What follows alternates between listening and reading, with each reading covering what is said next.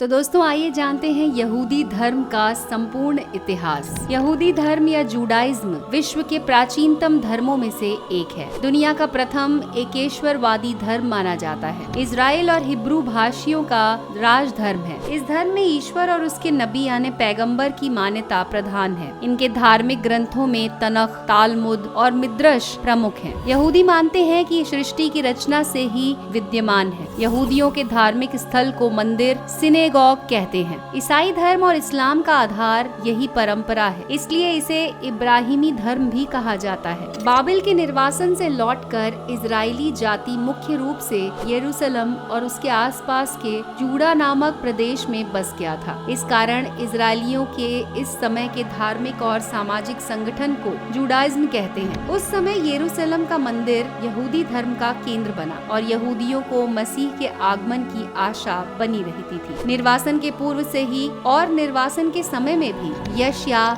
Jeremiah, यहेजकेल, Daniel नामक नबी इस यूदावाद की नींव डाल रहे थे। वे यहूदियों को याहवे के विशुद्ध एकेश्वरवादी धर्म का उपदेश दिया करते थे और सिखलाते थे कि निर्वासन के बाद जो यहूदी फिलिस्तीन लौटेंगे वे नए जोश से ईश्वर के नियमों पर चलेंगे और मसीह का राज्य तैयार करेंगे। निर्वासन के बाद एजना, नेहेमिया, आगे, जकारिया और मलाकिया इस धार्मिक नवजागरण के नेता बने। 537 ईसा पूर्व में बाबिल से जा पहले काफिला यरूशलेम लौटा। उसमें यूदा वंश के 40,000 लोग थे। उन्होंने मंदिर और प्राचीर का जीर्णोद्धार किया। बाद में और काफिले भी लौटे। यूदा के वो इजरायली अपने को ईश्वर की प्रजा समझने लगे। बहुत से यहूदी जो बाबिल में धनी बन गए थे वहीं रह गए, किंतु बाबिल और अन्य देशों के प्रवासी यहूदियों का वास्तविक केंद्र यरूशलेम ही बना और यूदा के यहूदी अपनी जाति के नेता माने जाने लगे। किसी भी प्रकार की मूर्ति पूजा का तीव्र विरोध और अन्य धर्मों के साथ समन्वय से घृणा यूदावाद की मुख्य विशेषता है। उस समय यहूदियों का कोई राजा नहीं था और प्रधान याजक धार्मिक समुदाय पर शासन करते थे। वास्तव में याहवे यहूदियों का राजा था और बाइबल में संगीकृत मूसा संहिता समस्त जाति के धार्मिक और नागरिक जीवन का संविधान बन गई। गैर यहूदी इस शर्त पर इस समुदाय के सदस्य बन सकते थे कि वे याहवे का पंथ और मूसा की संहिता स्वीकार करेंगे। ऐसा माना जाता है कि मसीह के आने पर समस्त मानव जाति उनके राज्य में सम्मिलित हो जाएगी, किंतु यूदावाद स्वयं संकीर्ण ही रहा। यूदावाद अंतियोकुस चतुर्थ तक शांतिपूर्वक रहा, किंतु इस राजा ने उस पर यूनानी संस्कृति लादने का प्रयत्न किया, जिसके फलस्वरूप मक्काबियों के नेतृत्व में यहूदियों ने उसका विरोध कर दिया। यहूदी मान्यताओं के अनुसार ईश्वर एक है, उसके अवतार या स्वरूप नहीं है, लेकिन वो दूत से अपने संदेश भेजता है। ईसाई और इस्लाम धर्म भी इन्हीं मान्यताओं पर आधारित है, पर इस्लाम में ईश्वर के निराकार होने पर जोर डाला गया है। यहूदियों के अनुसार मूसा को ईश्वर का संदेश दुनिया में फैलाने के लिए मिला था, जो लिखित या मौखिक रूप में था। यहोवा ने इस्राएल के लोगों को एक ईश्वर की अर्चना करने का आदेश दिया। यहूदी धर्म ग्रंथ अलग अलग लेखकों के द्वारा कई सदियों के अंतराल में लिखे गए। ये इब्रानी या अरामी भाषा में लिखे गए हैं। धार्मिक ग्रंथ हैं तनख, तालमुद और मिद्रश।